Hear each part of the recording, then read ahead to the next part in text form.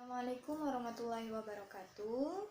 Sebelumnya perkenalan dulu ya dengan Umi. Umi di sini adalah Umi Elsa Mia Saputri namanya, nama lengkapnya.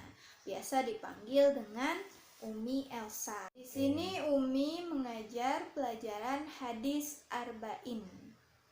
Mungkin kalau ada yang mau kenalan lebih jauh dengan Umi, kita kenalannya nanti ketika tatap muka sudah masuk kelas ya.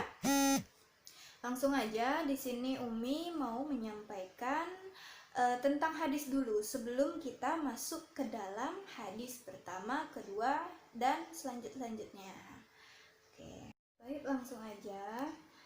Sebelum kita membahas tentang hadis yang pertama, kedua dan selanjutnya, kita harus tahu dulu apa itu hadis. Hadis adalah perkataan atau sabda, perbuatan, ketetapan dari Nabi Muhammad SAW yang dilandaskan sebagai syariat Islam, dan hadis juga dijadikan sebagai sumber hukum Islam selain Al-Quran, gitu ya. Oke, kita lanjutkan. Setelah kita mengetahui tentang hadis, kita mengetahui tentang struktur atau unsur-unsur yang ada dalam hadis. Unsur itu terdapat dua komponen utama. Yang pertama yaitu sanad. Nah, apa itu sanad? Nanti setelah ini. Yang kedua adalah matan. Jadi komponen utama dalam hadis itu ada dua, yaitu sanad dan matan.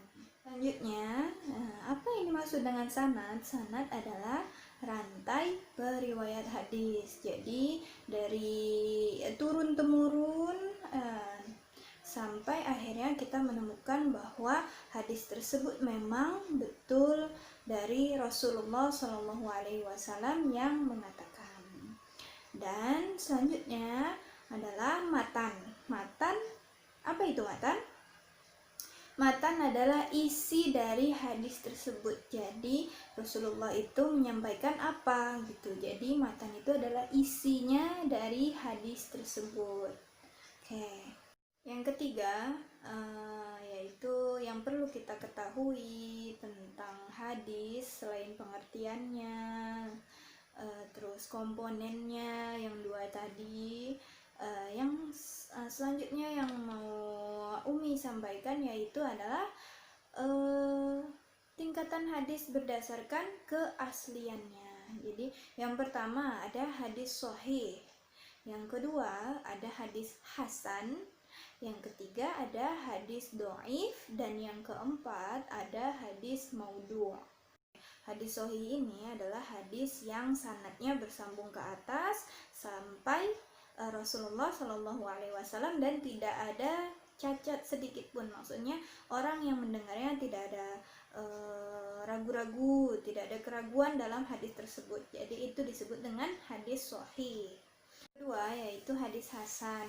Hadis hasan ini ada sedikit kecacatan pada hadisnya, kelemahan pada periwayat hadisnya, tetapi hadis ini hadis yang baik atau bagus dilaksanakan.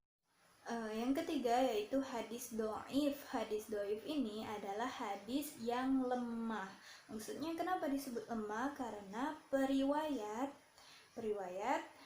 memiliki kecacatan. Maksudnya cacat dalam ingatannya lemah. Jadi ingatannya itu kurang kuat ya.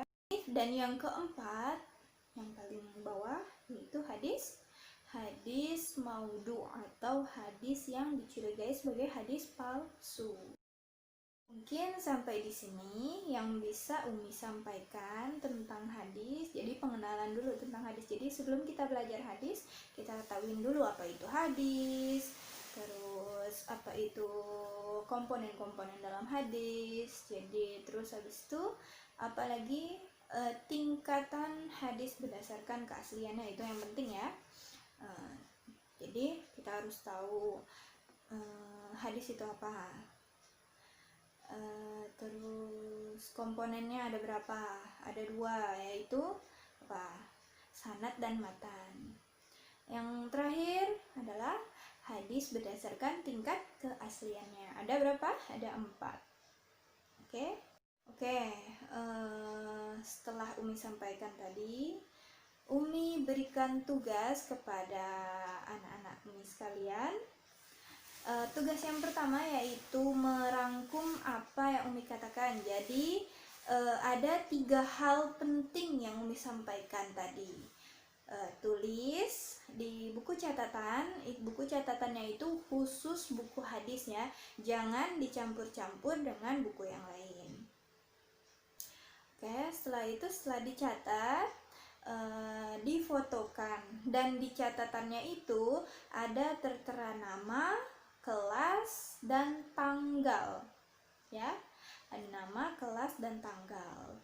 Dikirim paling lambat, Umi tunggu sampai jam 5 sore. Oke, jam 5 sore hari ini.